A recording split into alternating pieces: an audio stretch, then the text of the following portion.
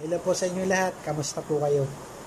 Ngayon naman po may share po ako sa inyong video na sana po ma-inspire ko kayo, especially sa ating mga magigiting na kapulisan. Habang tayo po iligtas sa ating mga tahanan, may mga pulis na gising, handang sumuong sa panganib, no? Hindi lang sundalo ang bayani, kundi pati mga pulisan na araw-araw lumalaban para sa katahimikan ng bayan.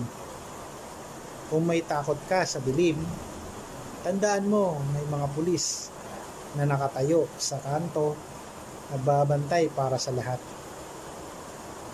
Sino ang unang rumisponde kapag may sakuna, krimen o gulo? Sila ang ating kapulisan.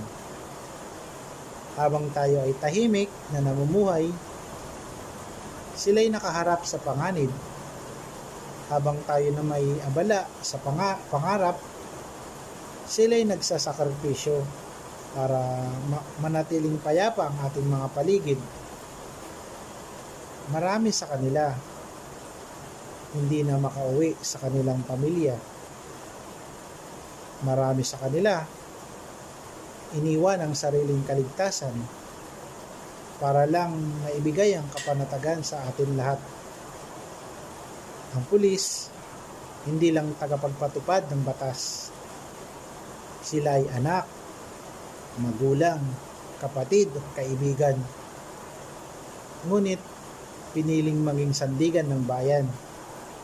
Kaya't bago natin husgahan, bago natin maliitin, alalahanin natin may pulis na nagbuwis ng buhay para tayo yung manatiling ligtas. Sana po na-inspired ko kayo. Salamat sa panonood.